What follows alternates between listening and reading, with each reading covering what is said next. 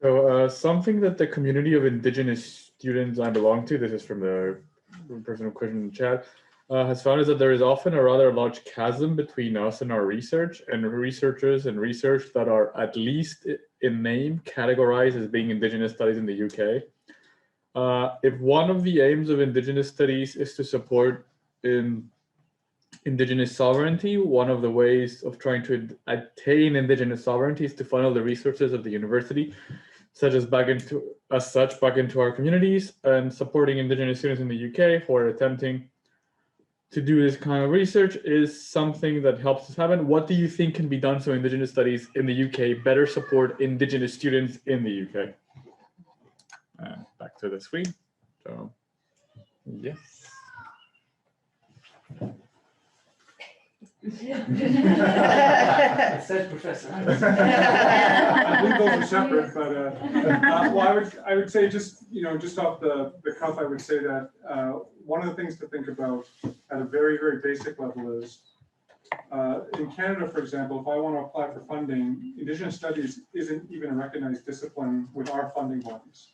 So I have to put myself in other sociology when I apply for funding. So one of the very, very basic things to think about is when you think about funding infrastructures in the UK, what role, if any, does UK play in terms of visibility, in terms of the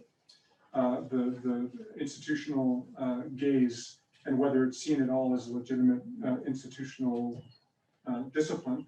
And then on top of that, I think another thing to think about is in what ways do the various types of grant organizations in the UK, and I don't know the answer to this, so this is just sort of put out there, in what ways do the granting organizations in the UK encourage or foster the participation of Indigenous graduate students, and how do they facilitate that in the context of the research that you apply for? So are there things like, for example, if you want Indigenous grad students to come to the UK, what do travel expenses look like? What do living expenses look like? What do more basic things around healthcare, mental health care, those kinds of things? What does all of that look like? And then what are the kinds of, and I'll shut up after this, what are the kinds of diplomatic things that can be done between countries to make it easier for students, both in and outside of the Commonwealth, to come to the UK to undertake research? And here I'm thinking about visa issues, thinking about vaccinations, all of those kinds of things. So there's a whole kind of panoply of things that are involved in supporting Indigenous students, undergraduate and especially graduate, given the question that was asked here.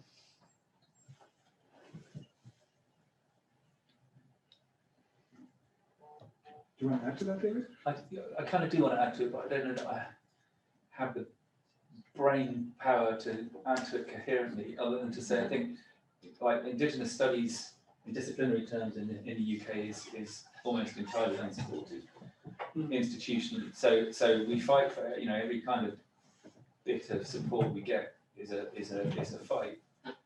But I think it's precisely around these kinds of things, around questions of advocacy in particular, that we need to be fighting for, and people who do work on Indigenous issues need to be part of that advocacy work to ease the challenge of coming and working on Indigenous issues with an Indigenous background in the UK, because there's an awful lot of emotional labour involved in that, very difficult emotional labour on top of just the challenge of any research project. I think it's an excellent question, and one that there isn't a simple answer to, but that we need to work on. And maybe one thing that sort of spurred me to think, what are the ways in which Indigenous graduate students can build support networks among themselves and actually get funding to build stable support networks among themselves? So it's not just kind of the institution that they need to turn to, that they can actually think about how to support them themselves, so they don't have the same kind of feelings of isolation that they might otherwise have in their degree program. Yeah, that's a good point, because I know there is a scholarship in Australia for First Nation students and to come here to Cambridge. Yeah. So but then when they are here, they say they feel isolated, or they feel out of place, and they're struggling. So how do you retain and how do you help the students? So I think maybe the centre should look also into those questions a bit more and see how we can support For sure. First Nation students who want to come here Yeah. and study and and create that network and perhaps also get more students, try to find ways and grants and push for more Definitely. stability. And it's also about helping people build connections with groups that are already here. So the Maori in London, for instance, Leandra and her group, Tony was talking about yesterday, have done lots of kind of greeting throughout the years of people who've arrived in the UK for various reasons. And even that kind of small step at the start of a visit, whether it's short term or long term, can be really helpful. And of course, they have seen the UK and arrived in the UK through eyes that British residents don't have, and understand the kinds of challenges that they might face in those ways. Menzies, of course, at King's, and the King's Indigenous project could help support, and do help support Indigenous Australian visitors to the UK. So it's about kind of helping people find those connections as much as anything, I think. Mm-hmm. Yeah. And of course, ultimately, and this is something that I've talked to Chris about a lot, and there are obvious reasons why it doesn't happen yet, but figuring out what we need to do institutionally to make the UK a more inviting place for Indigenous scholars to come long term and work, right? Whether they, I was in the really unusual position at Kent of being an Englishman working in a department on Indigenous literatures, in which there was a Mi'kmaq man working on 18th century British literature. And entirely understandably, he was very resistant to any expectation from the institution that he should somehow represent indigenously in that role. And it was, something that I think was really important for him to hold as a position. How do we change that?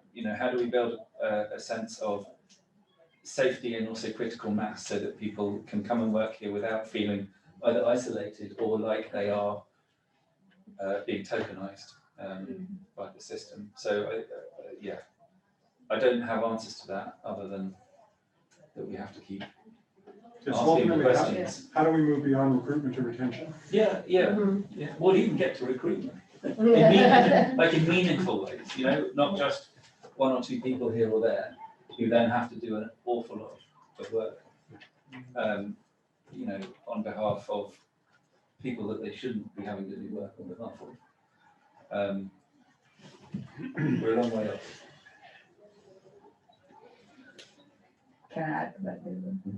Just we were just talking about having transnational conversation with Indigenous scholars and students. And I think, Ritika, correct me if I'm wrong, recently the Jharkhand government, which is an Indigenous-led government in India, introduced scholarships for Indigenous students, which will have 4 students coming into the UK. The achieving, The achieving thing. So they have a collaboration now. And I think in the past year, we have been following on social media, a lot of Dalit and Adivasi students did fundraising in India through crowdfunding to come and finish their masters here. And I feel like, if there is a way that these students do not exist in these silos, and rather there is a conversation with transnational Indigenous scholars with the center being the center where they can come and communicate, I think that'll be great, where they feel at least supported that there is an ongoing conversation.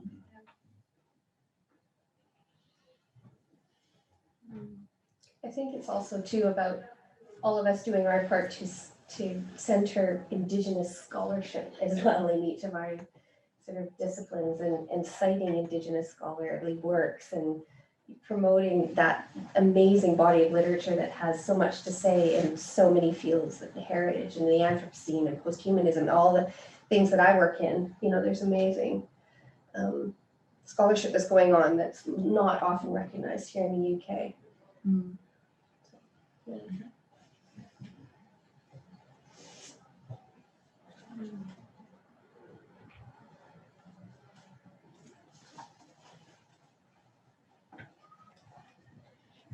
I think we can open the floor to other questions, or points of discussion for everyone to engage in, whether online, in person. If anyone has any questions or wants to raise a topic that thinks is interesting regarding the previous keynote, please go ahead.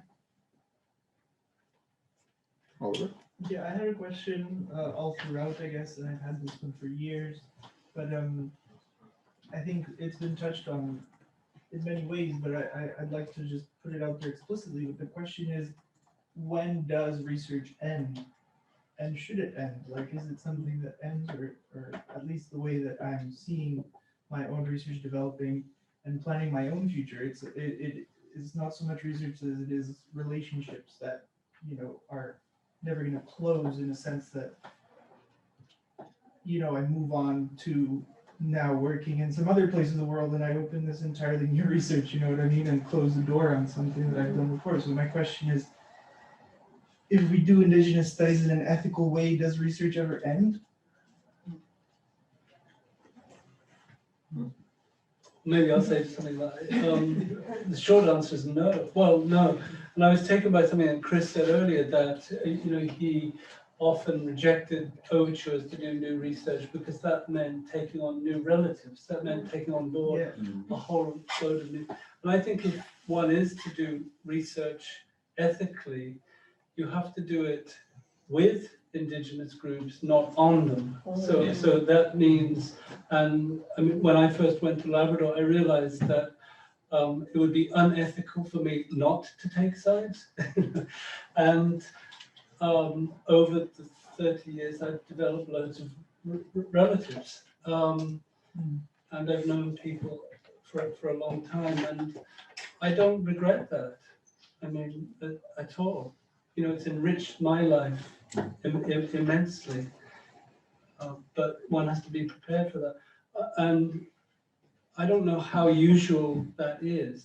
I think a lot of non-Indigenous researchers do go into Indigenous communities as if they, you know, operate as if they're a doctor with a syringe, extracting knowledge and then taking it back and typing up their research and doing their publications and getting tenure and everything, and not having any further contact with the people whose knowledge they've extracted.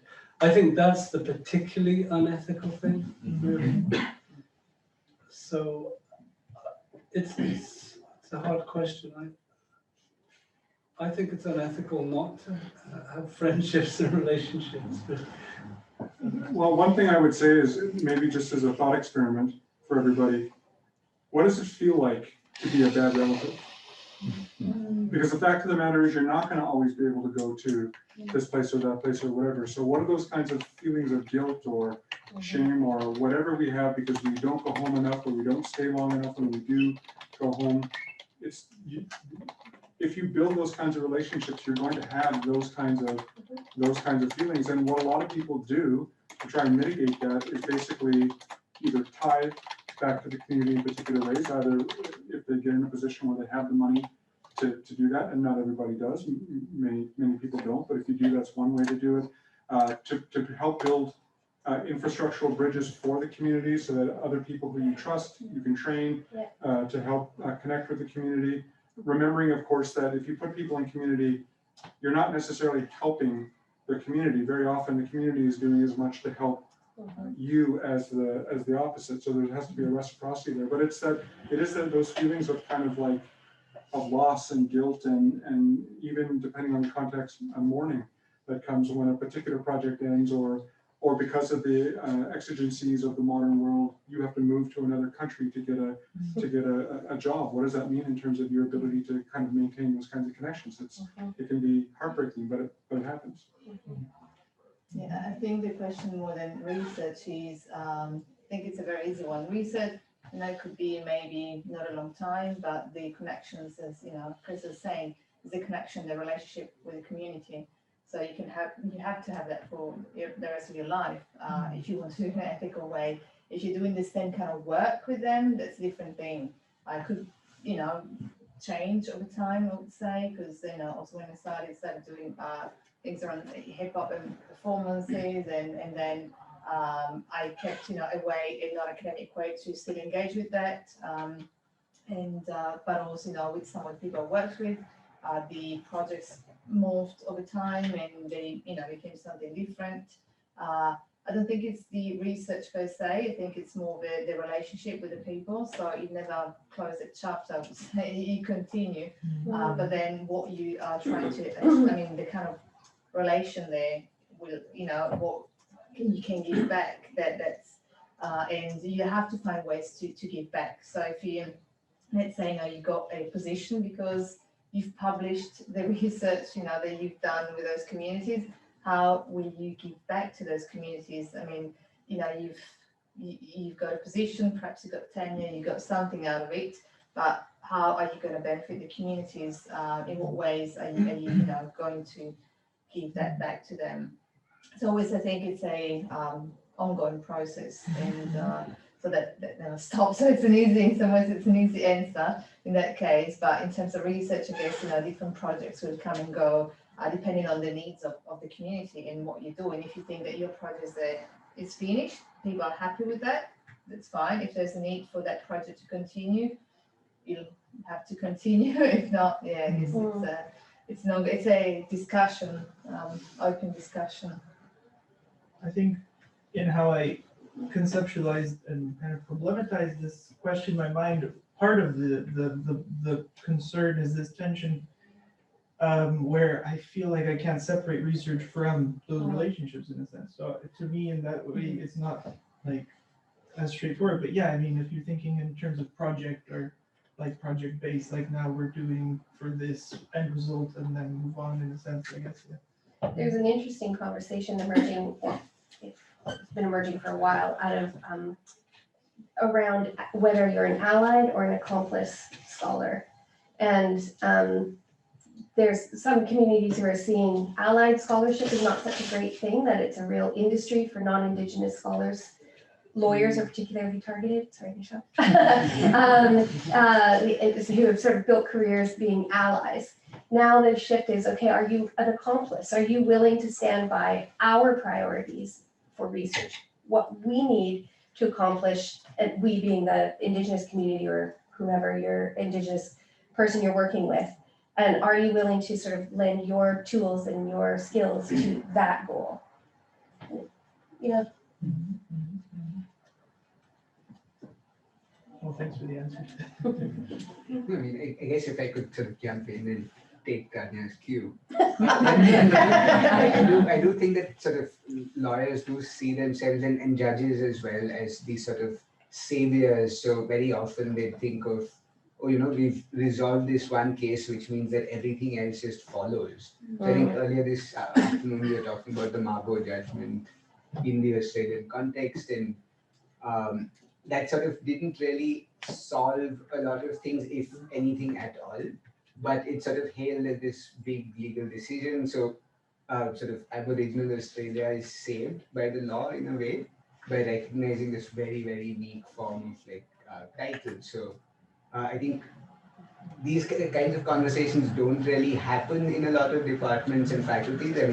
I've seen a few law faculties and these are just missing. So I was really glad that there was representation from the law faculty here. But these are sort of conversations which might still take years to formally sort of take place in a lot of UK law schools at least. So.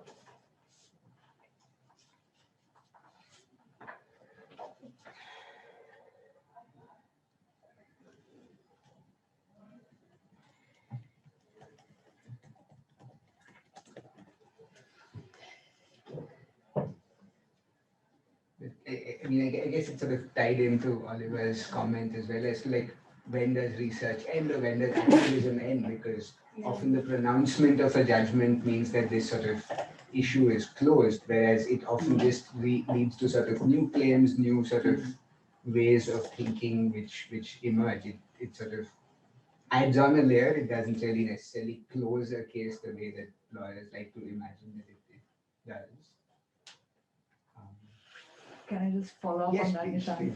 Actually, that's a very interesting point, because this time when I went back and talked to the people of two movements, which was protecting Nyamgiri from Vedanta, and this other village in Kuchaipadar where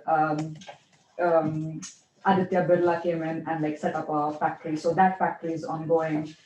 And there are some movements which are called as failed movements because they went on for long, for like 20 years, and still the company came in. And people were displaced, and people now stay at kind of like the borders of where the company is, with the food and water sources being poisoned and stuff. And the leftovers of these movements are the fact that there are cases opened against so many indigenous peoples in the villages, and they don't have the money to even go to the courts when they have to like go for a hearing. So one of the leaders said that one of the tangible ways in which people can actually help is, can you have like, some kind of a fund where actually you can just support these people going to appear in the hearings of all the false cases that have been registered against them. So like in a way, even if a legal battle is won, not everything is over after that. And even if a legal battle is not won, then there are still so many like open strands that are left.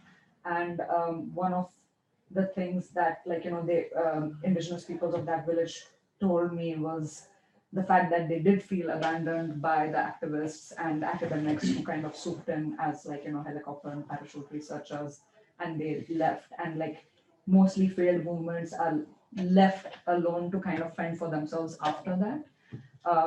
So yeah, like in a way, Oliver, like I feel that it's kind of not complete in a way ever.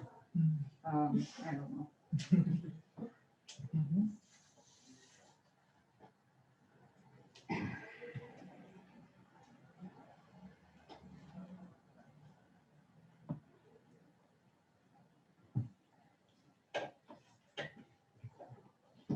Any other questions from the chat, from people online, from people in person? Any topics you'd like to raise, or anything you found interesting in the presentations? Okay, yeah, it's good to have these meditative silences as well, actually, in between. It's really good. And I guess it's a little bit more kind of indigenous as well, to have a bit a discussion like this, as opposed to somebody kind of sort of on the stage and talking, and all the others are just listeners. Yeah, I don't know how it is in the other countries, and I'm sure there are differences. Surely it can't be identical with the UK. Perhaps starting from the most recent, as far as I'm not an academic. I'm outside the academia. In terms of what has been happening, decolonizing the academia is a movement. Obviously it's a little, from what I know, I have some kind of, sociologist friends in the academia and so on. And I know there is decolonizing sociology and decolonizing this and that kind of, in disciplinary terms. I'm not very optimistic, and I am saying this in order to be convinced otherwise. Unless there is a bit of a kind of shift of mentality, because the people who either come from indigenous backgrounds or who want to study indigenous, some topic related, obviously in the humanities, are not quite recognized as who they are. So this is a very, kind of very opportunistic kind of exploitation of the knowledge of the applicant or the person. Look, you are a great asset for us if you come from this and this particular background from this country. You know the language, you have the skill set and so on. You can do a good job. Forget about even, kind of studying so much other fields and that, if you come from, this particular background, then surely you cannot be better at anything else other than that is, pertaining to the knowledge you bring yourself and the set of skills and so on. So, I mean, kind of going forward or kind of moving forward, that sort of perhaps, this kind of indigenous studies or indigeneity, perhaps,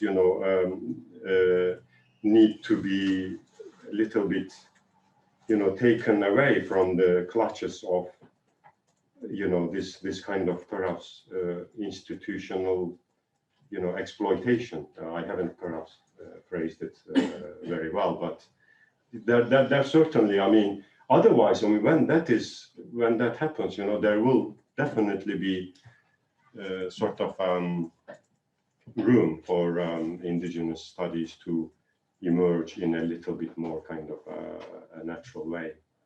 So I just wanted to share that about. Definitely, there are some questions I raised. I would be interested to hear.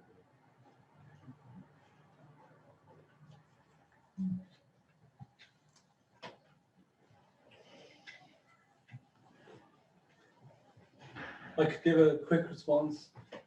I largely agree with what you're saying, and a lot of British universities are currently,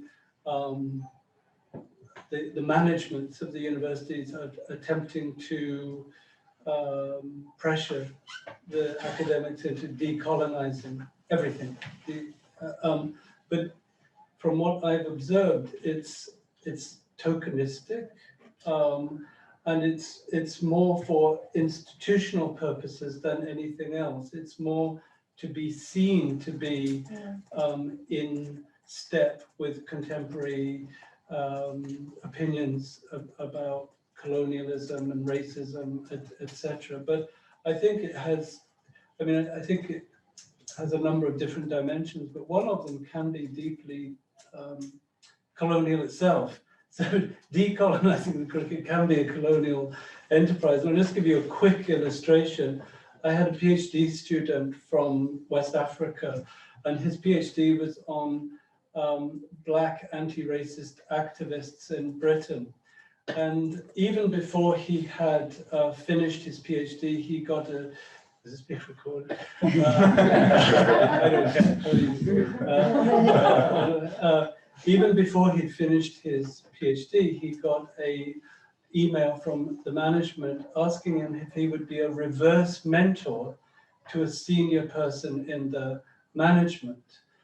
And they wanted him to, there was a list of bullet points of things that he should do for them, that he should share his experience, share his contacts, share his knowledge, share bibliographies with him about anti-racism.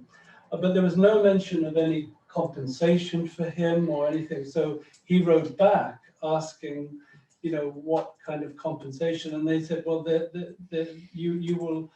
won't be any monetary compensation, but you will learn the important role that senior management plays in a complex organization like us. And he eventually rejected it. But a week later, he was sent another email asking if he would give a series of anti-racism seminars for managers. So what I have observed, they're getting non-white people, they're getting, Black and Asian people in Britain to tick the boxes for them. And I find it deeply exploitative. And I think decolonizing is important in terms of one of the things that was mentioned, I think, by Tony, is that in Britain, the British students learn virtually nothing about British colonialism, British Empire, what happened in Kenya when the Queen was there, in the 1950s. There's virtually no knowledge. That's one of the things I think they should be focusing on, but they're not. It's box ticking, and I think it's really can be exploitative and racist itself. Yeah, my daughter who attends school here, she's in sixth form, put a survey out asking the students if they knew anything about Indigenous communities, and if so, where they had learned that information. And the overwhelming number of responses came back that the only thing that they had learned from the movie Pocahontas. Disney. Pocahontas. It's usually Avatar among my students. Oh, right, was. Wow. Shows, yeah. Yeah.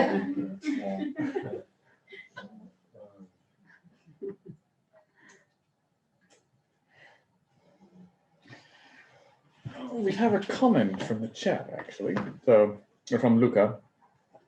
I'm similarly not optimistic, but I think also drawing from some of what has been previously said, that there are one, methods of getting around this in some instances, and two, the pessimism, at least I find, is somewhat freeing in that it allows you to go, okay, this is never going to be reformed, to be at a minimum non-violent. So now we can turn our attentions to what we can change, feed into, if that makes sense.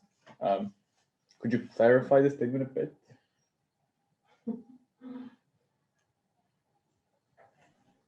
So kind of, sorry, is the sound working? That's fine now. I mean, in terms of trying to not be tokenized, I know a lot of students, for example, who don't identify as Indigenous, when they're coming to the institutions, the universities here, they don't really talk about their research, they don't go to seminars, they don't really engage with any parts of the university, they just kind of go off silently and do their work. And that often seems to be what works far better. And then in terms of pessimism, I personally believe that universities can never be reformed or redeemed, and they are a colonial institution that will never change.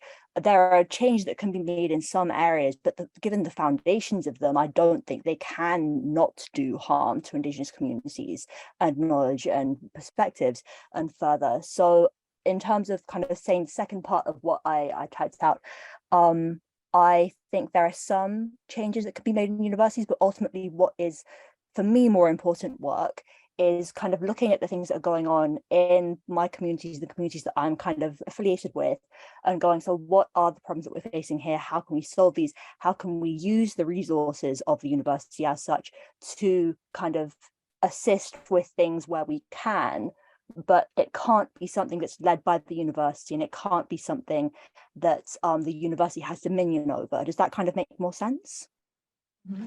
And can I maybe add to that, because I think that's really brilliantly put. I'm not a big believer in decolonization either. I think it gets used as a kind of a smokescreen for more fundamental sameness that's going on. And I don't think universities can be fundamentally reformed for exactly the reasons that Luca was talking about. And I also find pessimism quite freeing.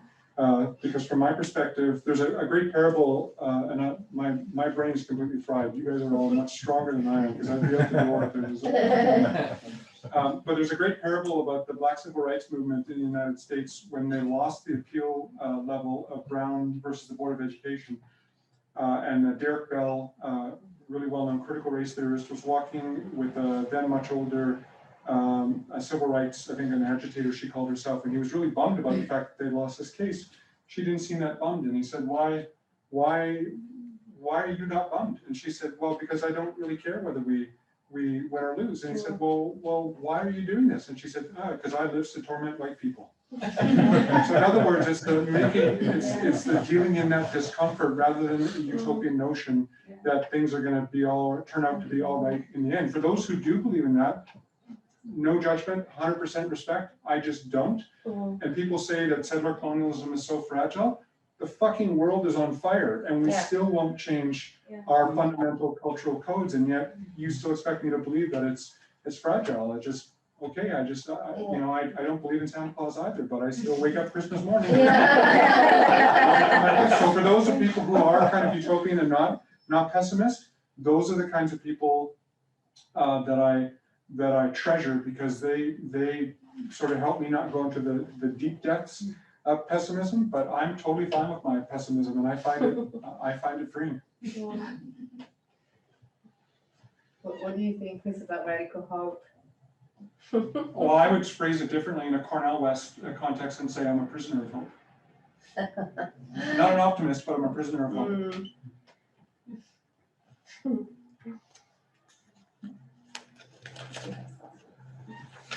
And on that note, hopefully. Yes. I think that's an excellent way to. So, yeah, are there any more comments or questions? Otherwise, we can wrap it up a bit earlier if people prefer. I think that's a very poetic note. Yeah. Alrighty, in which case, yeah, I think it's a good time for us to wrap things up. Thank you, Rob, for this great roundtable. Yeah, so we have a few announcements. Should we announce the winners, diplomas? Yes, we have been running a behind the scenes kind of award ceremony situation. So all of the chairs, the keynotes, and the organizers have been voting today on all of the presentations, but only the early careers research presentations to kind of keep the field more level. And so we have a first place winner and a runner-up winner. And so our runner-up winner is Hannah Cusworth. So shall we have a round of applause for her?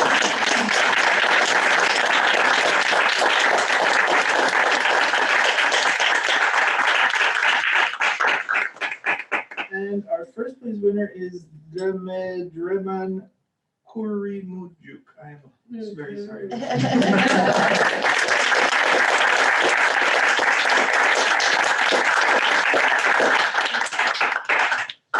So yeah, we will get in touch by email if you're not in the room at the moment, and we'll get these to you. But thanks everyone for voting and for participating. Thank you. Yep. So this is it. So our first conference is finished. It's been a long way in planning and organizing this, particularly by people like Joseph and Nishant and Claire, who's not here with us, but did a lot of work, and also the rest of the committee, Leanne, Oliver, and Benny, who's also not here.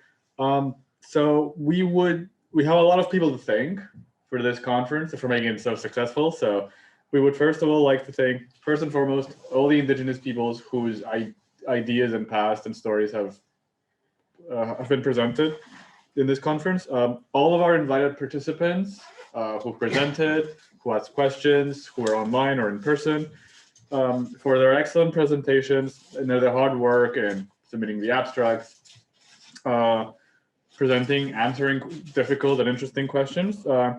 We would like to thank our invited guests, Professor Oyvind Ravna, Tony Perry, Professor Colin Sampson, Professor Jimmy Beeson, Dr. Karamini Sledley, Professor David Stirrup, and Professor Chris Andersen. Our chairs, Leanne Daly, Tanya Hoffman, Jared Hawley, Ananya Mishra, Debashree Dattare, Louis Klee, Emma Gatti, Ratika Revati Subramaniam, and I also chaired, so I guess I should thank myself. It is very bad. And lastly, I'd like to thank our funders, the Center for Research in the Arts, Social Sciences, and Humanities, or CRASSH, as it's known in Cambridge, and the Faculty of Divinity for their support with the catering and helping us have the budget to organize this great conference. Yeah, thank you to everyone in the audience who participated by asking questions, whether in person or online. Thank you for joining us. And thank you so much. And hopefully the conference like this will continue in the following years, and we make this a hub for people to bring in new research about Indigenous studies. Yeah, so thank you so much.